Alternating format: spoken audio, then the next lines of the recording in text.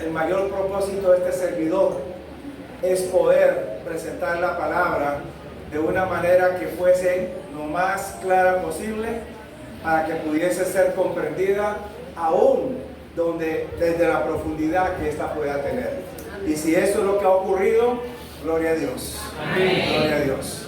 Vamos a terminar entonces nuestro estudio de las 7 trompetas. Estuvimos hablando de las primeras 4.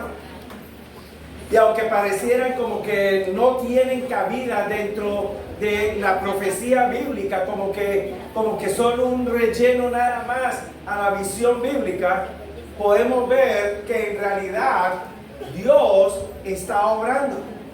No solamente Dios está respondiendo la oración de sus mártires, también Dios está haciendo justicia con aquellos poderes que en la etapa histórica de la iglesia la persiguieron y causaron la muerte de muchos de los hijos del Señor. Pero ahora esa parte histórica, si ustedes notan, va a cambiar y aún se nos va a mostrar un énfasis sencillo al cambiar esa parte de la historia.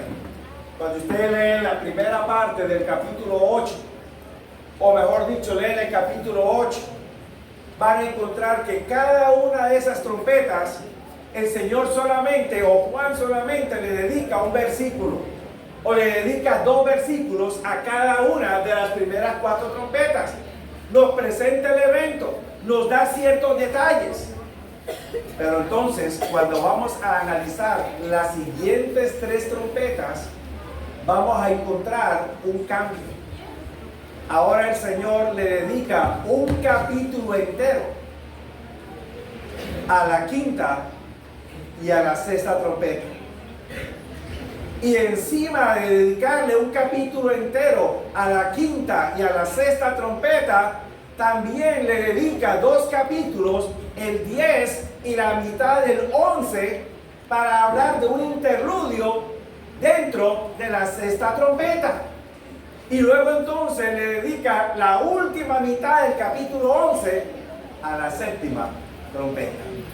Así que cuando vemos ese espacio corto en las primeras 4, 1 o 2 versículos, y ahora vemos un espacio más grande en las últimas 3, podemos encontrar entonces dónde está el énfasis que el Señor está colocando.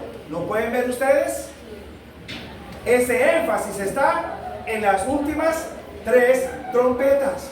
Y la pregunta que surge es, ¿por qué se coloca el énfasis en las últimas 3 trompetas? ¿Qué tienen estas trompetas para ofrecer? Encontramos que ahora el Señor quiere enfocar nuestra atención en lo que ha de venir en las siguientes 3 trompetas, y ahora vamos a ver por qué el énfasis en las siguientes 3 trompetas. Vamos al capítulo 9 del libro de Apocalipsis. El capítulo 9 me presenta la 5ª y la 6ª trompeta. Noten cómo comienza la 5ª y la 6ª trompeta. Noten cómo comienza. Capítulo 9, versículo 1. Y el 5º ángel tocó su trompeta, y vi una estrella habiendo caído del cielo hacia la tierra, y le fue dada una llave del pozo, o le fue dada la llave del pozo del abismo, y abrió el pozo del abismo. Y ahora entonces sube de ese polvo 2 cosas. Pausemos. ¿Qué es lo que cae? Una estrella. Cae una estrella. ¿Qué significa esa estrella? Nuevamente, ya vimos que una estrella tiene varios significados. ¿Cuál de esos podrá ser? Ahora vamos a empezar a ver cuál es la función de esa estrella. Y así vamos entonces a poder notar a qué estrella se está refiriendo. Número 1, esa estrella que cae recibe una llave. Y esa llave es para abrir el pozo del abismo. No pasen por alto eso, por favor. Va a abrir el pozo del abismo. Y entonces, cuando abre el pozo del abismo, salen dos cosas. Número 1, versículo 2, versículo 3 y versículo siguiente. Sale número 1, humo. Sale humo. Pudiera salir otra cosa. Una fuente de aire, una luz, pudiera salir cualquier otra cosa. Pero sale ¿qué cosa? Humo. ¿Les recuerdo a ustedes que hablamos de humo la vez anterior? ¿Qué indica ese humo? Aparentemente entonces, este humo me está proyectando ¿hacia dónde? Hacia el tiempo final, cuando aparentemente va a venir ¿qué cosa? El cierre de la puerta de la gracia. Pero sostengamos eso brevemente. ¿Qué es lo segundo que surge de ese pozo? De ese pozo salen langostas. Y estas van a ser la clave para entender quién es la estrella y qué es lo que se está realizando y por qué Dios entonces hace tanto énfasis en estas últimas trompetas. Versículo 3. Notemos algunos detalles acerca de estas langostas. Me dice a mí que a estas langostas que salen hacia la tierra, les es dado a ellas autoridad, como tienen autoridad los escorpiones de la tierra. Así que las langostas son comparadas con escorpiones. Perfecto. Algunos detalles, no vamos a entrar en todos. Verso 4. Y este versículo sí es clave para poder entender un poco más. Versículo 4. Les fue dicha a ellas, o le fue dicho a ellas, que no hiciesen daño ¿a quiénes? ¿A qué cosa? A la hierba o a la vegetación de la tierra, ni tampoco a todo lo verde, ni tampoco a todo árbol. ¿Entendimos qué significa un árbol? ¿Entendimos qué significa vegetación? Lo hablamos temprano, en la mañana. ¿Qué significa? ¿Se acuerdan? Se les dice a estas langostas, no pueden tocar ¿a quiénes? A los justos. Sino ¿a quiénes? A los que no obedecen el sello de Dios en sus frentes.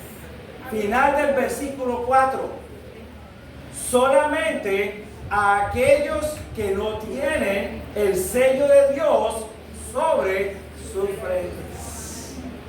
Así que entonces ellas van a trabajar con los que no tienen el sello de Dios. Pausa. ¿Por qué el Señor le dedica espacio a estas langostas y nos permite entender el énfasis que aparece allí? ¿Por qué razón? ¿Cuándo han de surgir estas langostas? Ahora, proyectémonos en términos de tiempo. ¿Cuándo van a surgir estas langostas?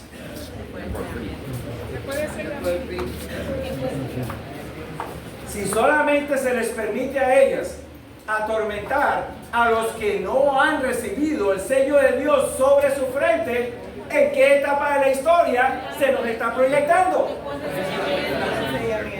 Solamente tenemos que regresar al capítulo 7 de Apocalipsis. ¿Quiénes han recibido el sello de Dios? Los 144,000. ¿Y estos van a vivir cuándo? Previo a la segunda venida de Cristo Jesús. Por lo tanto, si esta langosta se les permite atormentar a los que no han recibido el sello de Dios. ¿Cuándo va a estar ocurriendo esto? Va a estar ocurriendo en los tiempos previos a la segunda venida de Cristo Jesús. ¿Vamos claros? Amén. Hay que dejar que la Biblia se interprete a sí misma y hacer las conexiones bíblicas. Sello de Dios en el capítulo 7, sello de Dios en el capítulo 9, 1 más 1. No es muy difícil, ¿verdad? Así que entonces, ¿por qué el énfasis en las últimas 3 trompetas? Porque ahora el Señor quiere pasar de la historia y quiere dejarnos saber, Él todavía está en control de la historia, y como está en control de la historia, también va a estar en control del tiempo final. Amén. No tenemos nada que preocuparnos. Amén. De pronto, esta frase que voy a mencionar les pueda sonar conocido a muchos de ustedes. No tenemos nada de qué preocuparnos acerca de lo que pueda venir en el futuro, a no ser que nos olvidemos, ¿qué cosa? De cómo Dios ha obrado cuando en el pasado. ¿Recuerdan esa cita? ¿La han escuchado? ¿La han leído? Amén. No es algo nuevo. Así que entonces, el Dios del antiguo es el mismo Dios que va a obrar en el final. Ahora sigamos un poco más, porque estas langostas, le dice el versículo 5, también les ha sido dado a ellos no matar a los hombres, sino solamente atormentarlos por 5 meses, y el tormento de ellos es como el tormento de un escorpión. Ahora, entendamos entonces, escorpión. Ya tenemos sello de Dios. ¿Por qué se les compara con escorpión? Es más, usted va a leer un poquito más abajo en el versículo 10 y va a encontrar que estas langostas tienen aguijón, como si fuera aguijón de un escorpión. ¿Por qué se les compara con un escorpión? ¿Por qué razón? Necesitamos dejar que la Biblia una vez más se interprete a sí misma. No podemos interpretar Apocalipsis aislado del resto de la Biblia. Ahora, Jesús nos habló un poquito de eso. Y si yo les menciono a ustedes la cita de San Lucas, Evangelio según San Lucas, capítulo 10, versículo 19. Lucas, capítulo 10, y voy a leer algunas de estas citas, no todas. Lucas, capítulo 10, verso 19. Jesús, hablándole a sus discípulos, les escribe, o les dice, verso 18, yo veía a Satanás como un rayo que caía del cielo. Y he aquí, os doy potestad de hollar sobre las serpientes y sobre los escorpiones y sobre toda fuerza del enemigo, y nada os dañará. Amén. ¿Qué representan las escorpiones entonces? Lo mismo que las serpientes. ¿Qué representan? Entonces vamos encontrando que estas langostas no son animales regulares, sino que son animales que representan demonios, ángeles caídos. Y por eso el Señor todavía mantiene cierto control. Recuerden, no se les permite hacer daño a los hijos de Dios, solamente a los que no han recibido el sello de Dios sobre sus frentes. ¿Ok? Ahora, vayamos perfilándonos. ¿En qué tiempo del fin, o en qué época del tiempo del fin estamos hablando? Vayamos al versículo 7 y veamos algunas de las descripciones de estas langostas. Verso 7. Y la semejanza de las langostas similar a caballos. Están siendo preparados para la batalla. Y sobre sus cabezas coronas semejantes al oro. No son coronas de oro, pero son semejantes al oro. En otras palabras, hay una falsificación allí. Sigamos adelante. Versículo 8. Tienen cabellos como cabellos de mujer, y sus dientes como dientes de leones, y tienen corazas como corazas de hierro. Y entonces tienen la voz son como de alas, que son como carrozas de caballos que van corriendo hacia la batalla. Y tienen colas semejantes al escorpión, y tienen aguijón, y en sus colas ellas tienen autoridad de hacer daño a los hombres. Perfecto.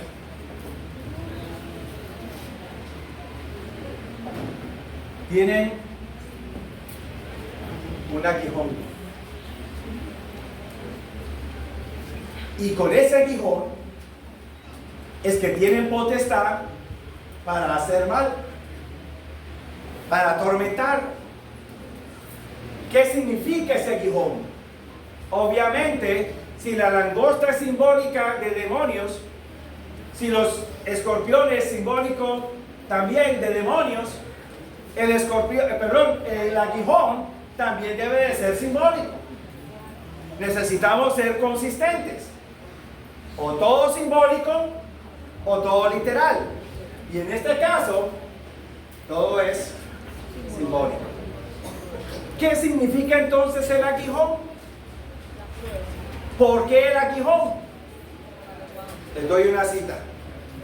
Y en esta ocasión nos vamos para el Antiguo Testamento. Libro de Isaías, capítulo 9, versículo 15. Libro de Isaías, capítulo 9, versículo 15. ¿Qué representan esas colas que tienen aguijón? Mentira. Capítulo 9 de Isaías, profeta, versículo 15. Prestemos atención al lenguaje que se está empleando allí. El viejo y venerable de rostro es la cabeza. El profeta que enseña mentira, ¿qué es? Es cola. Exactamente. Así que entonces, estas colas que tienen aguijón, ¿qué representa entonces? Representa falso enseñanza. Quiere decir entonces que en el tiempo final vamos a encontrar una respuesta. ¿Se acuerdan que la Odisea nos dice a nosotros la condición del cristianismo en el tiempo del fin? Pero no nos responde quién acepta y quién rechaza. El sexto sello nos dice a nosotros, va a haber un grupo que va a rechazar y otro grupo que sí va a aceptar. Pero no nos responde por qué el grupo que rechaza lo hace. Y entonces en el séptimo, en las trompetas, empezamos a encontrar respuesta. ¿Por qué este grupo que le pide a las cuevas y a las rocas que caigan sobre ellos y los escondan de la presencia de Dios, por qué ellos son rechazados? Y entonces ahora la quinta trompeta me dice a mí, porque ellos estuvieron dispuestos a aceptar falsa enseñanza, fueron mal dirigidos y por lo tanto tomaron decisiones incorrectas.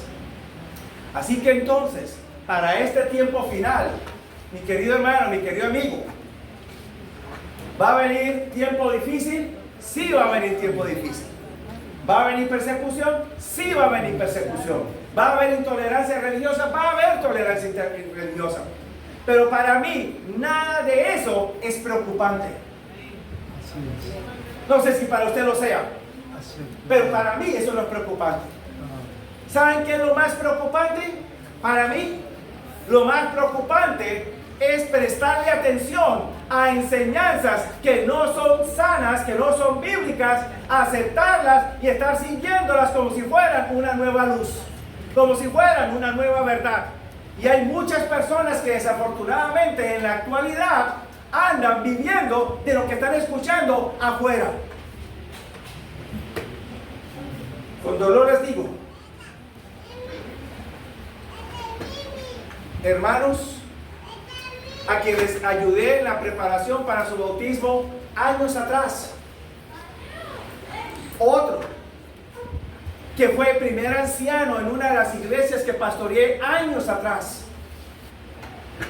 inclusive un compañero de trabajo allí en la universidad, en la misma facultad de teología, enseñábamos juntos, yo era su decano,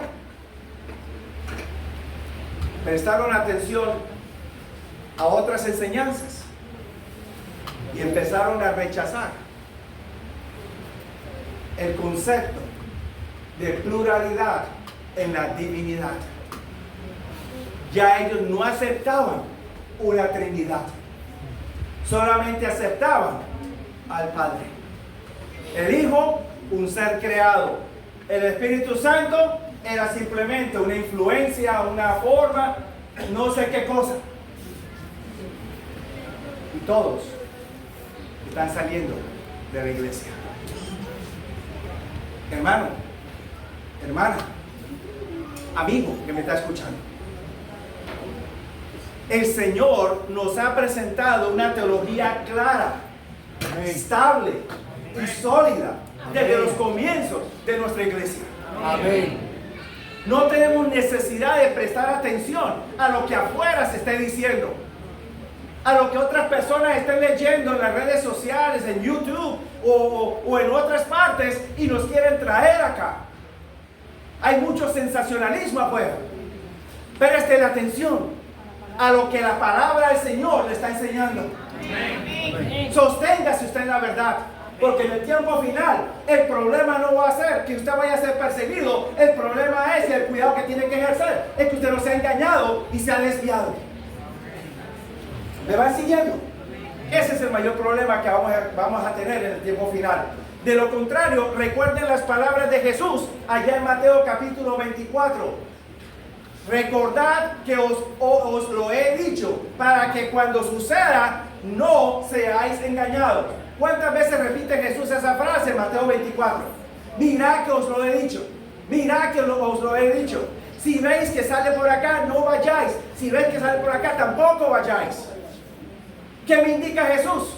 También me dijo, en los tiempos finales vendrían falsos profetas y vendrían falsos cristos. ¿Lo han leído o no lo han leído? Entonces, el énfasis en la quinta trompeta no es necesariamente que venga alguien a perseguirme, es que yo preste atención a teología que no es bíblica, que no es correcta. Ahora, noten otro detalle más. Noten otro detalle más. Versículo 8. Versículo 8. Estas langostas tenían, ¿qué cosa? Cabellos, como cabellos de mujeres. ¿Por qué aparece esa descripción? Y anteriormente, en el versículo anterior se nos dice que tienen como rostro de hombres, humanos. ¿Por qué? Porque aparentemente estas langostas van a tomar forma humana. o van a dominar seres humanos. ¿Por qué aparece cabellos de mujer o de mujeres? ¿Por qué razón? Si usted lee Apocalipsis, usted va a encontrar que la palabra mujer aparece 4 veces en el libro de Apocalipsis. Solo 4 veces, hasta donde yo recuerdo. En 2 ocasiones, la palabra mujer aparece en singular. Capítulo 12, la mujer pura de Apocalipsis 12, Apocalipsis 17, la ramera de Apocalipsis 17. Singular. Y en 2 ocasiones aparece en plural. Y esta es una de ellas. ¿Qué significa mujer en la escritura? ¿Cómo hago yo para entender qué representa una mujer en las escrituras? Ahí donde necesito una vez más empezar a hacer mis conexiones bíblicas. ¿Dónde comienzo para entender el significado de una mujer en la profecía bíblica? Necesito ir en primer lugar al libro del Génesis, primer libro de la Biblia. Anoten la cita si ustedes desean. Capítulo 3, versículo 15. Capítulo 3, versículo 15. ¿Por qué razón ese pasaje? En ese pasaje se me habla a mí del diálogo que tiene Dios con la serpiente. Dios primero dialogó con Adán, luego dialogó con Eva y finalmente dialoga con la serpiente. Y a la serpiente no le pregunta por qué hiciste esto o por qué lo otro. Le preguntó a Adán, le preguntó a Eva, pero no le pregunta a la mujer, a la serpiente. Simplemente le dice: enemistad pondré entre ti y ¿qué más? Y la mujer, entre tu simiente y la simiente suya. Ahora bien, ¿qué representa esa mujer allí? ¿Qué representa la mujer allí? Por primera vez usted va a encontrar en la palabra de Dios, por primera vez, que la palabra mujer no se refiere a una persona del género femenino literal, sino que ahora por primera vez la palabra mujer se está refiriendo a un grupo de personas. Enemistad pondré entre ti y la mujer, entre tu simiente y la simiente suya. ¿Cuál sería la simiente de la mujer? ¿Cuál sería la simiente de la serpiente? Ahí empezamos a ver un conflicto entre 2 pueblos. Y esos 2 pueblos no llegarían a mezclarse. Y en el momento en que se mezclen, habría problema. A partir de ese momento, cuando usted vea la palabra mujer en la escritura, primero tiene que usted preguntarse: ¿está hablando de una mujer literal o está hablando de un grupo de personas? Y cuando usted va leyendo a través del Antiguo Testamento, libro del profeta Isaías, libro de Jeremías, luego usted va al Nuevo Testamento, usted va a encontrar que la palabra mujer ahora empieza a representar a un pueblo que profesa creer en Dios. Y a eso le llamamos iglesia. ¿Qué sucede entonces con estas langostas? ¿Por qué tienen cabellos de mujeres? Y está en plural, no está en singular. ¿Qué me indica a mí eso? Que en el tiempo final no iba a haber una sola iglesia, sino que iba a haber, pudiéramos utilizar la palabra plétora de iglesias, una cantidad de iglesias. Las hay de distintas denominaciones, de distintas persuasiones religiosas. Y entonces, ¿qué sucedería? ¿Cuál sería el instrumento que estos demonios utilizarían para engañar a la gente? Entonces estos demonios tomarían control de iglesias para enseñar falsas doctrinas. ¿Vamos claros, hermanos? ¿Estamos bien en este momento? Permítanme, les sostengo la pregunta porque estoy viendo el tiempo que se me está yendo, pero al final podemos conversar un poquito y con mucho gusto le respondo. Así que entonces, bajo la quinta trompeta, encontramos cómo en el tiempo final el Señor me presenta a mí un cuadro que al principio pareciera ser un cuadro aterrorizador. Pero ¿saben algo? No hay nada de qué preocuparse. No se olviden, no hay nada de qué temer, a no ser que nos olvidemos de cómo Dios ha obrado en el pasado. Ahora bien, ¿será entonces esto algo nuevo que va a ocurrir sobre la tierra? ¿Será algo nuevo? ¿O será que ya tenemos precedente de esto?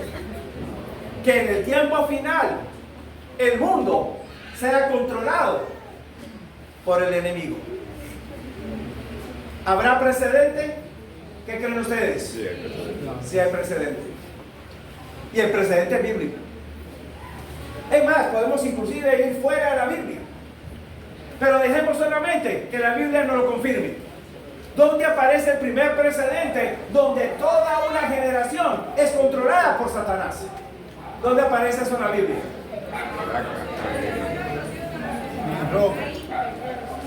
¿Se acuerdan la historia que aparece narrada en el capítulo 6 del Génesis? ¿Cómo me dice Génesis capítulo 6, versículo 3? Que todo el pensamiento e inclinación de los hombres ¿era qué? Era de continuo al mal. ¿Quién está controlando esas mentes? Versículo 6, Génesis 6, versículo 6. Dios se arrepintió de haber hecho al hombre. ¿Hasta qué punto Dios ve la condición? Que se arrepiente de la condición del ser humano. Y luego en el mismo capítulo, usted va avanzando, versículo 9, versículo 10, va a encontrar allí que la tierra está llena de violencia. Hay maldad por todos lados. Y solamente Noé halló gracia delante de Dios. Y tengan eso en cuenta, halló gracia. No porque Noé fuera perfecto. Después del diluvio, ustedes se van a dar cuenta que él no fue perfecto. ¿Se acuerdan la borrachera que se dio? Ok, él no era perfecto, pero halló gracia delante de Dios. ¿Qué pasó con toda esa generación? Diluvio. Toda esa generación pereció por el diluvio. ¿Quién la controló? Satanás. Muevan ustedes un poco la película y váyanse ustedes a Génesis, capítulo 19, capítulo 20. Sodoma y Gomorra. ¿Por qué la destrucción de Sodoma y Gomorra? ¿Qué estaba pasando en esa ciudad? Muchos teólogos protestantes evangélicos y aún algunos adventistas ven a Dios destruyendo a esa generación antediluviana con un diluvio. Luego ven a Dios destruyendo a Sodoma y Gomorra con fuego y dicen, Dios en el Antiguo Testamento es un carnicero. Lo que no entienden es por qué Dios está realizando eso. Y es la parte que nosotros necesitamos lograr comprender. ¿Por qué viene destrucción sobre Sodoma y Gomorra? ¿Qué ha pasado con Sodoma y Gomorra? Llenó ya la copa de la corrupción, que inclusive hasta querían conocer a los ángeles que vinieron a sacar a Lot. ¿Vamos bien? ¿Estamos entendiendo? Ahora bien, ustedes me preguntarán por qué el diluvio entonces y por qué otras destrucciones más. Esta es la razón. Si usted entiende Génesis 3:15, usted no va a tener problema con entender el diluvio o cualquiera de esos otros actos divinos en el Antiguo Testamento. ¿Qué tiene que ver Génesis 3:15 con todo lo demás? Lo siguiente: cuando Dios le dijo a Satanás, enemistad pondré entre ti y la simiente y la mujer, entre tu simiente y la simiente suya. ¿Qué está diciéndole Dios a Satanás? ¿Qué significa esa enemistad? ¿Qué indica? Esa enemistad indica, número uno, que ya no había ese apego. Pero número dos, Dios le está diciendo a Satanás, en el momento en que estés tomando control, yo intervendré. Dios no iba a permitir que Satanás tomara control absoluto sobre la tierra. ¿Por qué razón no lo permitiría? ¿Qué dice Génesis 3:15, la segunda parte? La segunda parte me habla a mí de que vendría ¿quién? La simiente de la mujer, y la simiente de la mujer ¿qué haría? Pisaría la cabeza de la serpiente y la mataría. Ahora bien, ¿por qué Satanás trae corrupción sobre la tierra? ¿Por qué razón? Porque al traer corrupción sobre la tierra, ¿quién no iba a poder venir? No iba a poder venir la simiente, no podía venir el Mesías. Entonces, ¿por qué Dios trae destrucción sobre todas esas generaciones? Lo hace por amor y lo hace por misericordia y por gracia a cada uno de nosotros. ¿Por qué razón? Porque si no termina con esos corruptos, la simiente no podía venir. Y si no podía venir la simiente, podía haber salvación para nosotros. ¿Vamos entendiendo? ¿Cuál es importante? Así que entonces, no me sorprende que una vez más Dios permita que el demonio o los demonios vuelvan a tener control sobre la tierra. ¿Estamos claros, hermanos?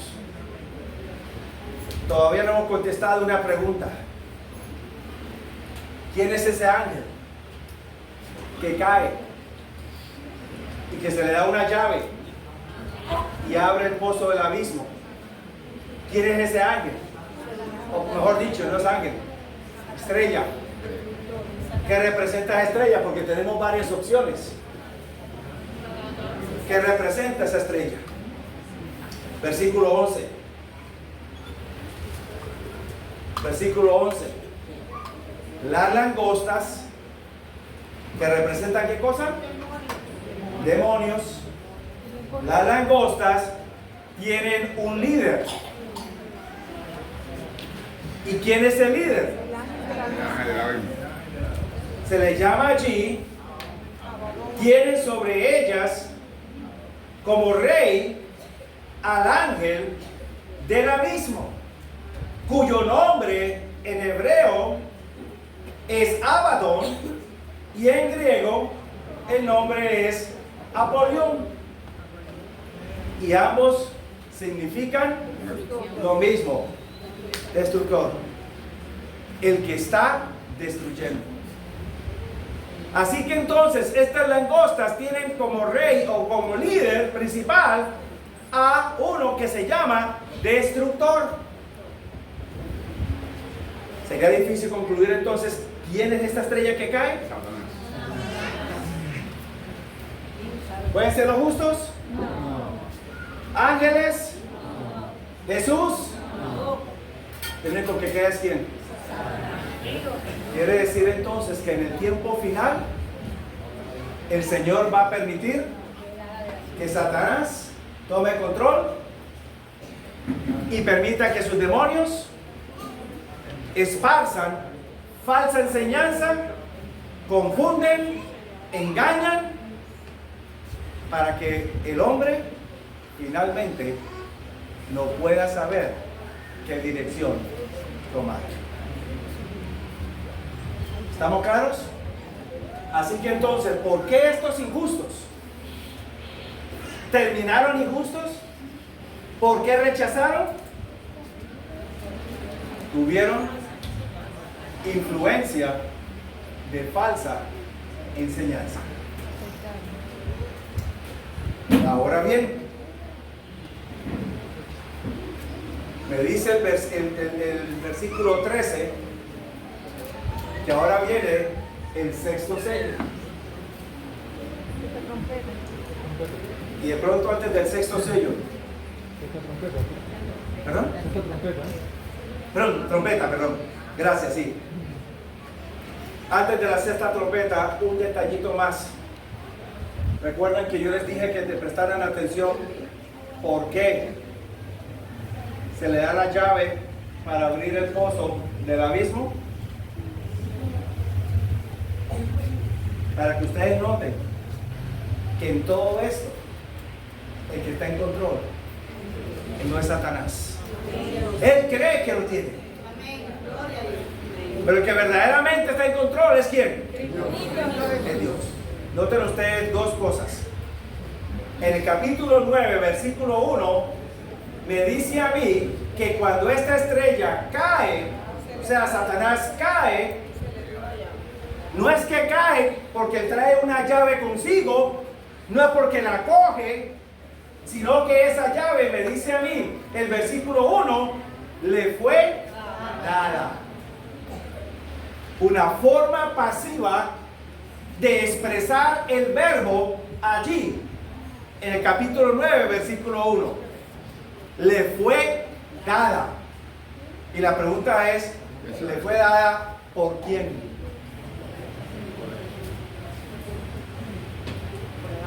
Cuando usted ve esa forma pasiva del verbo, siempre piense, Dios puede estar detrás de todo. ¿Quién le permite tomar esa llave? Dios. Dios le permite tomar esa llave. Lo cual me dice a mí que todavía, si Dios le permite, ¿quién es el que está en control? Es Dios. Pero en segundo lugar, para que ustedes noten que Dios no pierde el control, Dios sabe lo que hace.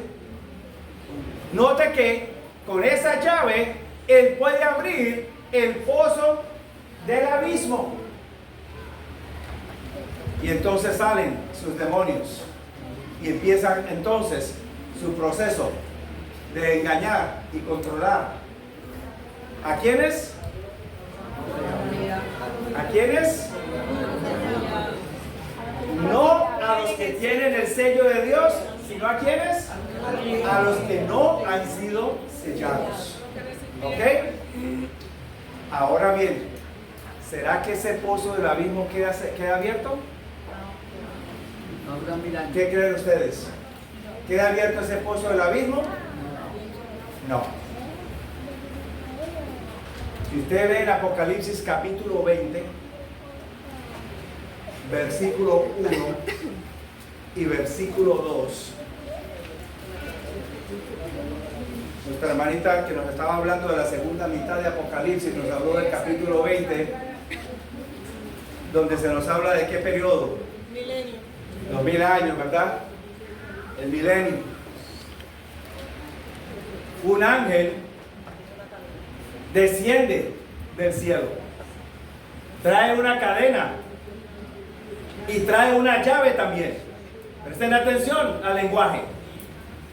Desciende del cielo, trae una cadena, trae una llave.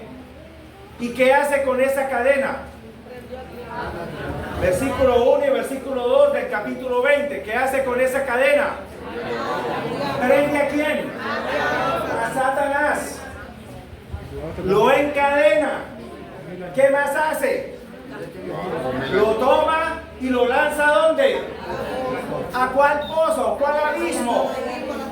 Al mismo que él había abierto. Ahora lo toma y lo lanza. ¿Y qué más hace el ángel con la llave? Cierra sobre él. ¿Qué le indica a usted eso? Tiene control. ¿Qué le indica a usted eso? Número 1, Dios está en control. Número 2, ese control Dios le permite al diablo por un breve tiempo. Pero número 3, el diablo regresa del mismo lugar donde salió con sus demonios. ¿Estamos claros? ¿Hay algo que temer, iglesia? No hay nada que temer. Dios todavía está ¿qué? En control. Gloria a Dios. Ahora sí vayamos a la sexta trompeta. Y esta va a ser más rápida y va a ser más fácil. ¿Por qué razón? Porque en la sexta trompeta se nos presentan elementos similares a la de la quinta trompeta. No hay mucho que sea nuevo. En lugar de hablar de langostas bajo la sexta trompeta, ahora se habla es caballos. Pero la descripción de esos caballos es similar a la descripción de las langostas. Estamos hablando del mismo grupo. Estamos hablando del mismo grupo. Y entonces, estos caballos salen y están listos para la batalla. Pero ahora noten ustedes un par de diferencias entre la sexta trompeta y la quinta trompeta. Un par de diferencias. Número uno, recuerden que aquí a las langostas no se les permite matar ni se les permite engañar o atormentar a los que han recibido el sello de Dios. Solamente pueden atormentar a los que no han recibido el sello de Dios. No se les permite matar. Cuando venimos a la sexta trompeta, versículo 15. El versículo 15 me dice que ahora sí se les permite matar.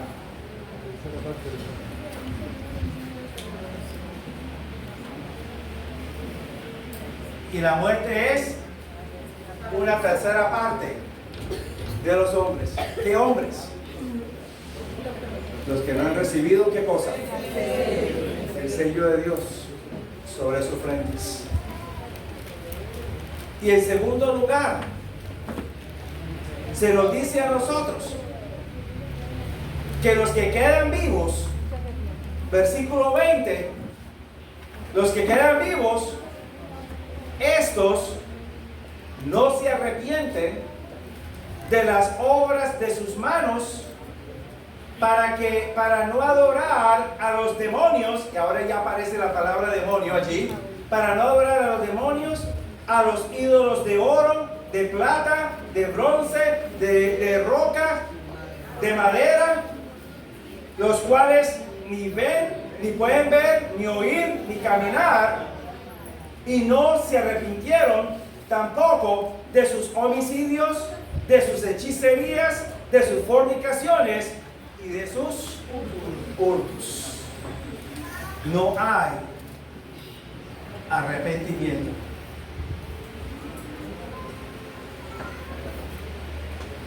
¿Cuál es la diferencia entre la quinta y la sexta trompeta, mi querido amigo? ¿Cuál es la diferencia?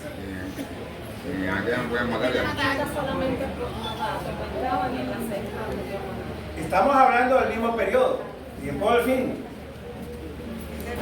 Pero en la quinta trompeta se nos habla del tiempo cuando los hijos de Dios han sido sellados, pero todavía la gracia está disponible. Venimos a la sexta trompeta y ahora entonces la gracia ya no está más disponible. ¿Será que entonces se acaba la esperanza de los hijos de Dios? No. Los quiero llevar al capítulo 11, versículo 15, rápidamente. Capítulo 11, versículo 15 en adelante. Séptima trompeta.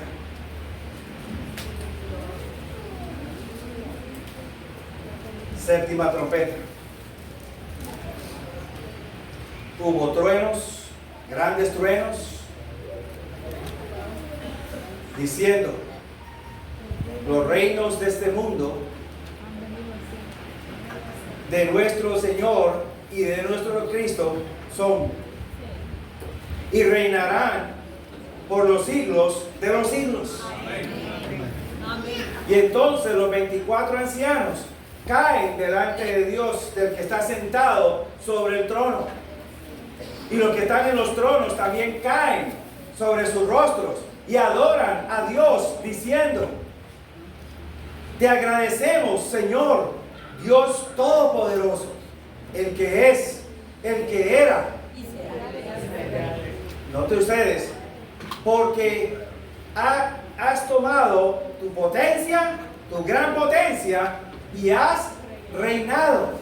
Las naciones se han airado, y ha venido tu ira, y el tiempo de juzgar a los muertos, y también para dar la recompensa a tus siervos, los profetas, a los santos y a los que teman tu nombre, a los pequeños y a los grandes. Amén. Y que destruyas a los que destruyen la tierra.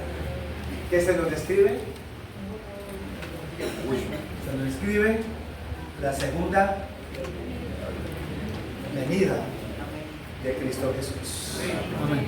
Pero noten ustedes cómo se describe ahora la segunda venida. ¿Cuál es el propósito de la segunda venida entonces? La segunda venida, número 1, para juzgar a todos los que han afectado a su pueblo y para dar la recompensa a todos sus profetas, a todos sus santos, a todos sus justos, etc. Mi querido hermano, esto me dice a mí, todavía yo tengo mucha esperanza. Sí es cierto que habrá un control que el diablo ejercerá en los tiempos finales. Me lo dice Apocalipsis. Pero yo no tengo nada que temer, a no ser que me olvide cómo Dios ha obrado en el pasado. En el pasado, Él cuidó de Noé y su familia para el diluvio. En el pasado, Él cuidó de Lot y su familia cuando destruyó a Sodoma y Gomorra. Si vamos al Nuevo Testamento, cuando el Sanedrín estaba juzgando a Jesús y todos estaban determinados que había que crucificarlo, Dios todavía sostuvo, cuidó a sus discípulos y cuidó a su Hijo amado para que pudiera morir y resucitar por cada uno de nosotros. Amén. ¿No hará Dios lo mismo en este tiempo final? Amén. Claro que sí. Querido hermano, querido amigo, y ustedes que también me han estado viendo a través de las redes sociales, yo creo que cada día más se hace necesario, quizás imprescindible, que ustedes y yo le dediquemos más tiempo a la palabra del Señor. Amén. Hay que hacer otras actividades, claro que sí, hay que trabajar, hay que estudiar, hay que hacer distintas otras actividades. Pero entre todo esto, una actividad importante es estudiar la palabra de Dios. Amén. Muchas veces somos presa fácil del enemigo cuando no estudiamos y dejamos que otros sean los que estudien por nosotros. Yo quiero extenderles un desafío a ustedes, hermanos de Santiago de Las Vegas y de las otras iglesias del distrito que están aquí presentes. Que ustedes miren todo su horario de actividades diario. Examinen qué cosas usted puede prescindir que no son necesarias. Y usted tome ese tiempo y lo dedique a la palabra del Señor. Amén. ¿Quieren ustedes estudiar la palabra del Señor? Amén. ¿Quieren dedicar tiempo a saberla manejar? Hemos aprendido algunas metodologías. Yo quiero invitarlos en ese momento. Yo quiero orar por ustedes.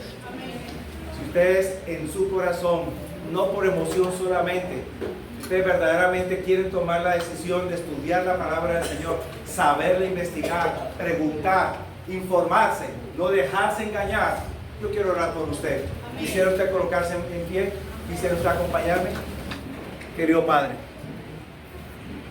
una vez más vengo delante de ti en este momento. Me has permitido pasar estos días aquí en Santiago de Las Vegas, conocer a tanto hermano, tanto hermana, tanto amigo que ha venido a estas reuniones, no solamente de esta iglesia, sino también de las iglesias del distrito, vecinos, en fin, tantas personas queridas que, Padre Santo, tú también las amas porque tú moriste por cada una de ellas. Y Padre, en este momento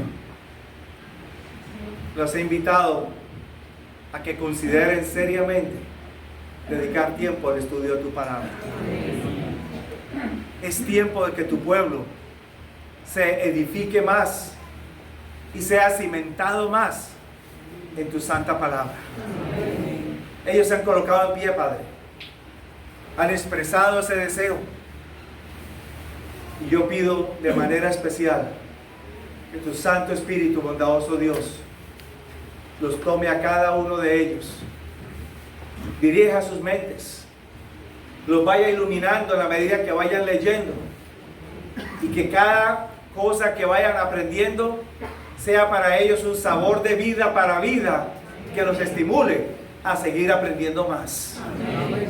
Oh, buen Dios, bendice a esta iglesia, bendice a su pastor, a la familia pastoral, que tu Padre Santo de alguna manera también los pueda seguir sosteniendo, los sigas dirigiendo, sus labores, sus esfuerzos, que puedan también, Padre Santo, ser bereanos con tu palabra. Te ruego, Padre, también por sus líderes, ancianos, directores de distintos departamentos, que de igual manera tú los has colocado en esas distintas responsabilidades, porque necesitas que ellos cuiden también de tu pueblo, de tu grey. Bendícelos, ilumínalos y dirígelos. Y que esta iglesia, Padre Santo, siga no solamente expandiendo sus paredes, sino que también pueda seguir expandiendo la luz del Evangelio en lugares donde todavía no se ha visto. Y que, Padre, más almas puedan venir a tus pies. Amén. Cuando tu Hijo amado se manifieste en las nubes de los cielos, que cada uno, Padre Santo, podamos decir: he aquí, estamos con los hijos que Jehová nos dio. Amén. Padre Santo, bendiciones que imploro, no porque haya mérito en ninguno de nosotros. Todos los méritos son de Cristo Jesús. Amén. Y es en ese bendito nombre que también imploramos todo esto. Amén.